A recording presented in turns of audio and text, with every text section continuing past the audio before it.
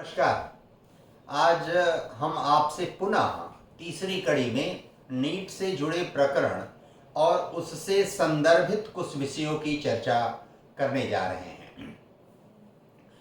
पहली बात तो ये कि परीक्षा में शुचिता बहुत आवश्यक है और दूसरी बात यह है कि एडमिशन यानी नामांकन से लेकर किसी भी परीक्षा उत्तीर्ण करने वाले व्यक्ति के लिए कहीं भी शिक्षा प्राप्त करने, कोई डिग्री या प्रमाण पत्र लेने के लिए एडमिशन से लेकर एग्जामिनेशन, ये दो प्रक्रिया है और इन दोनों के बीच में टीचिंग और लर्निंग की प्रक्रिया अपनाई जाती है।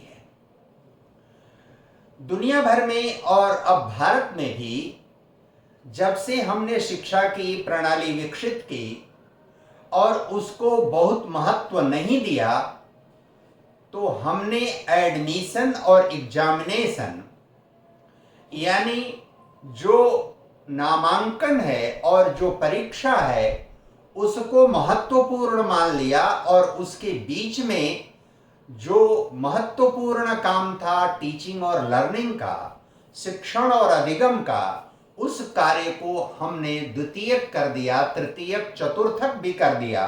उसका कहीं कोई मूल्य और महत्व नहीं समझा और इसके कारण शिक्षक और छात्र के बीच का जो गैप है, जो खाई है, जो अंतराल है, वो निरंतर बढ़ता गया और उस बढ़ने का दुष्परिणाम यह है कि जो शिक्षक के मानदंड हैं वो भी धीरे धीरे तिरोहित होते गए और जो छात्र के मानदंड थे वो भी धीरे धीरे तिरोहित होते गए। यह प्रक्रिया, शिक्षण अधिगम की प्रक्रिया या शिक्षा की व्यवस्था से जुड़ी प्रक्रिया ठीक वैसे ही है जैसे कोई नदी किसी उद्गम से निकलती है और किसी मुहाने पर किसी जलराशि में जाकर वो विलीन हो जाती है। उदाहरण के लिए गंगा नदी गंगोत्री से निकलती है, वो उसका उद्गम हुआ और उत्तर भारत में गंगा के बृहद मैदानी जो क्षेत्र है उस मैदानी क्षेत्र से होते हुए बंगाल की खाड़ी में जाकर विलीन हो जाती है। महासागर या सागर जैसी स्थिति है, वहां जाकर वह उसका उद्गम यानी मुहाना क्षेत्र है, वहां जाके डेल्टा बनाते हुए मिल जाती है जलराशि में। अब जो उद्गम है वह नामांकन प्रक्रिया है, एडमिशन की प्रक्रिया है।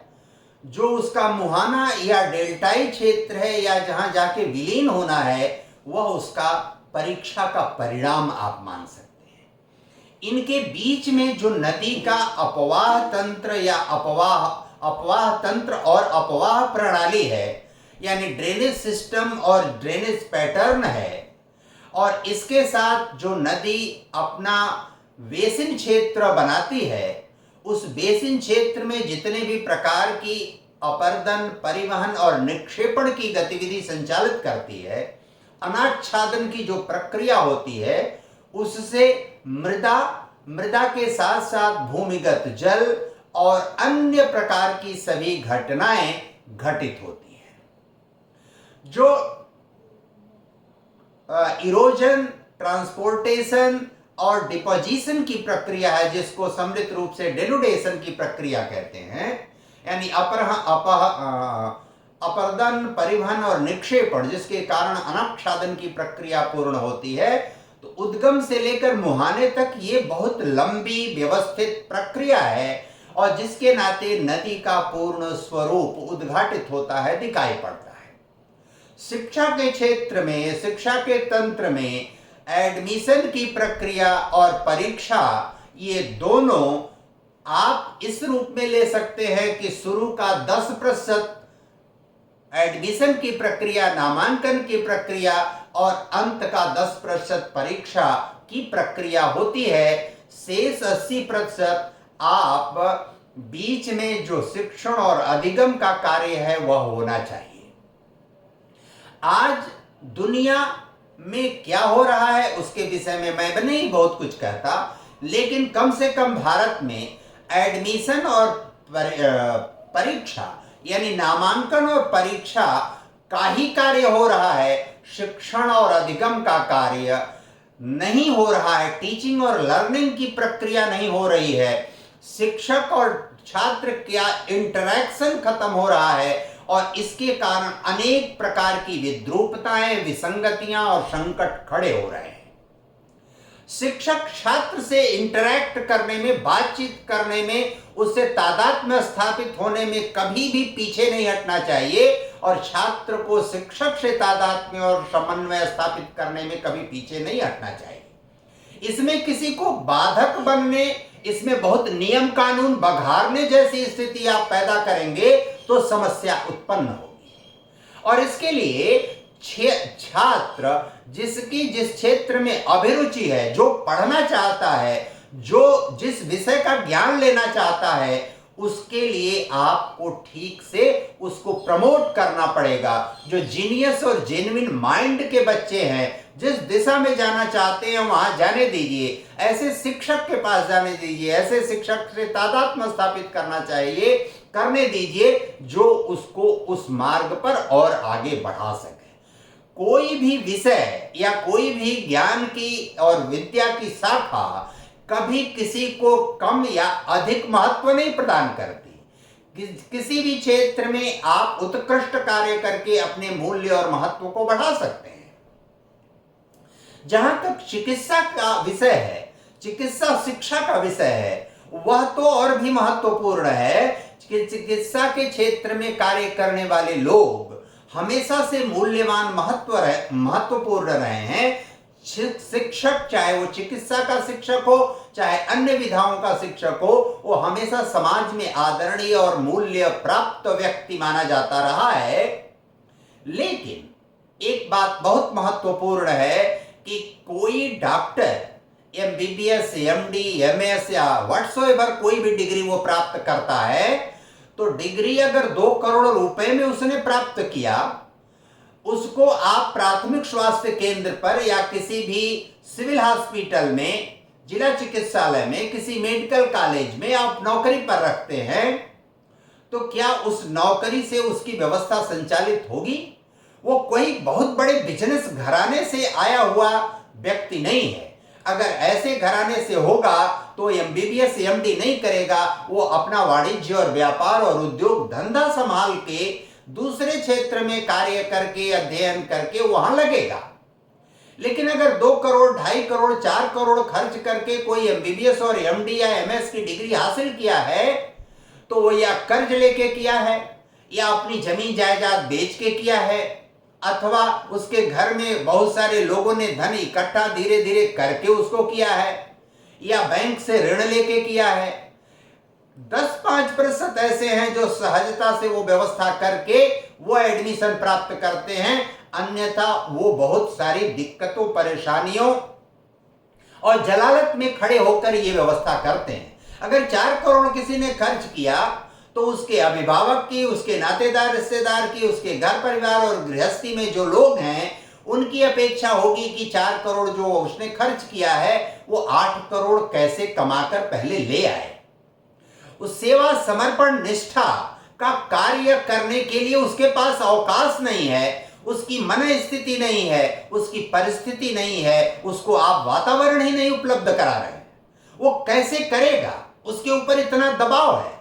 पिछली सरकारों में समाजवादी पार्टी, बहुजन समाज पार्टी की सरकारों में बहुत बार ऐसा होता है कि पुलिस प्रशासन में नियुक्तियां हो रही हैं, उसमें पैसे देकर नियुक्ति हो रही है। अगर कोई 20, 25, 30 हजार का वेतनभोगी कर्मचारी 5 लाख, 7 लाख, 4 लाख रुपया देकर पुलिस में भर्ती हो रहा है, तो वह पहले जब आएगा नौकरी पर तो समाज की सेवा, न्याय करने के बजाय पहले 4 लाख का 8 लाख निकासी करेगा, उसके बाद वो समाज और बाकी सबकी चिंता करेगा, क्योंकि वो अपने माँ बाप से संबंधित गहने गिरवी रखकर, खेत रेहन रखकर या कोई अन्य उपाय करके उस दिशा में वो प्रवृत्त होकर वो सफलता प्राप्त करता है।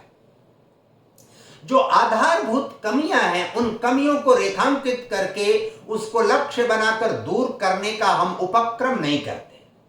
एक बहुत बड़ी विसंगति इन सभी संदर्भों से जुड़कर ये आती है, और वो विसंगति इसलिए आती है क्योंकि हम नियमों को, व्यवस्थाओं को सुसंगत और सरल पारदर्शी बनाने के बजाय उसको इतना जटिल, कठिन और इतना दुरूह बना देते हैं कि व्यक्ति मानसिक तनाव, गुलामी के दौर से गुजरने लगता है।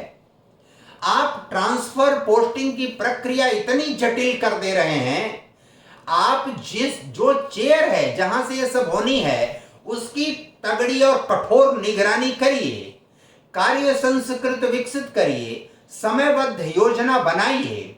लेकिन कभी भी आप एक गोरखपुर का व्यक्ति या देवरिया का व्यक्ति, अगर उसको आप प्राथमिक नौकरी मेरठ में, सहारनपुर में या इटावा में या झांसी में आपने दे दिया, अब पहले तो एक दूसरी गृहस्थी वहां तैयार करने में अपना लाखों रुपया व्यय करेगा।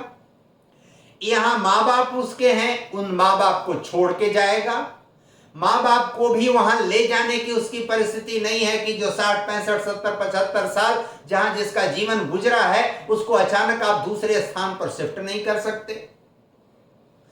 वहां गृहस्थी बनाएगा, यहां माँ बाप की देखभाल के लिए कोई दूसरा है, उसकी व्यवस्था करेगा, उनकी चिकित्सा आदि की व्यवस्था करेगा, बच्चों को पढ़ाने लिखाने की व्यवस्था करेगा। यहाँ समाज, उसका परिवेश, नातेदारी, रिश्तेदारी बनी हुई है, इसका त्याग करके फिर वहां एक नया वातावरण सृजन करेगा।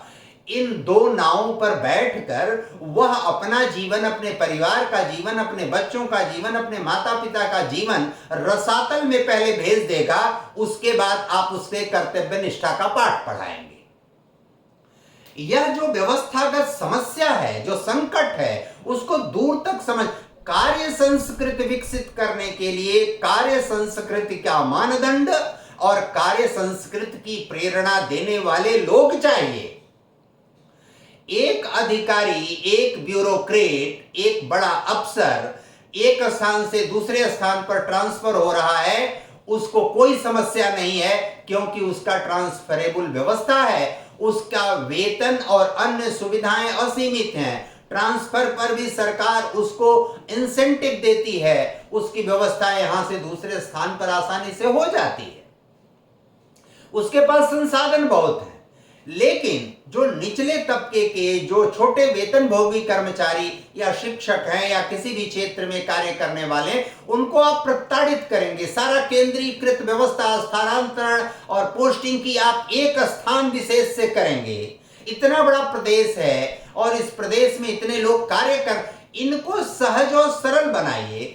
व्यक्ति जब तनाव मुक्त रहेगा, व्यक्ति जब दबाव मुक्त रहेगा, तो वो अच्छा कार्य और परिणाम देगा।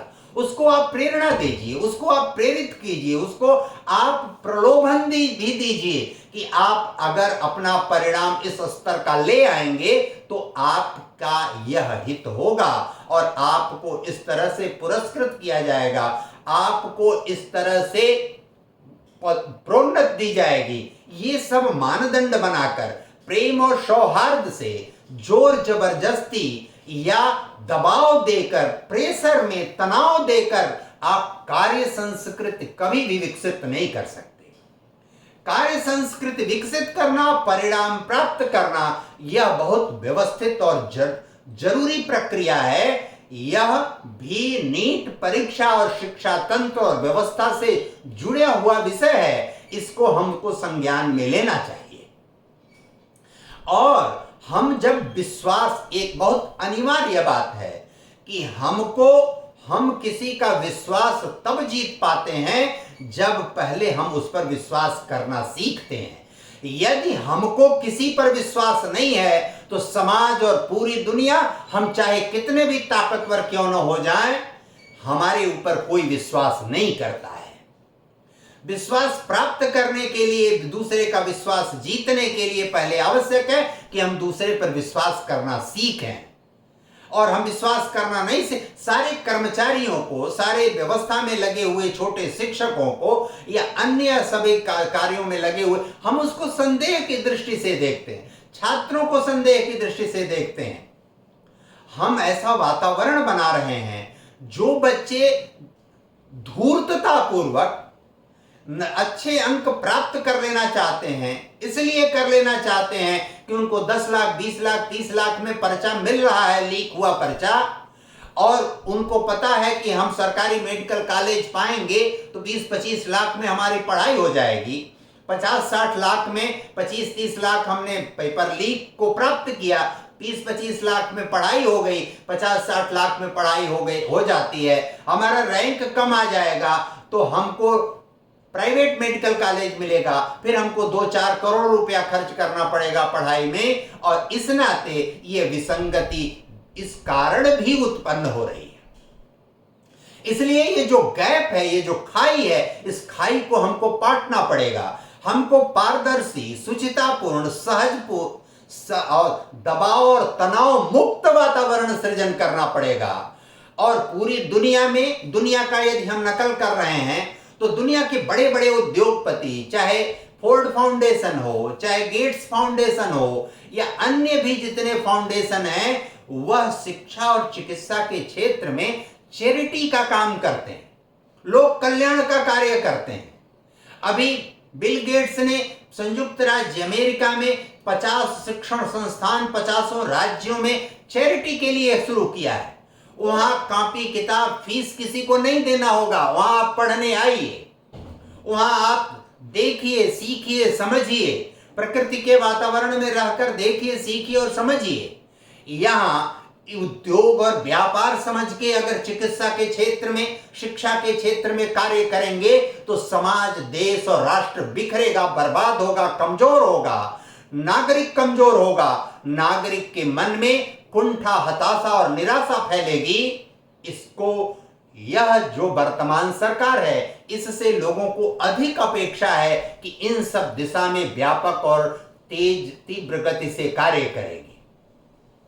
जो भी कर्मचारी हैं, जो भी छात्र हैं, जो भी युवा हैं, उनको प्रत्येक दशा में दबाव और तनाव मुक्त करना पड़ेगा।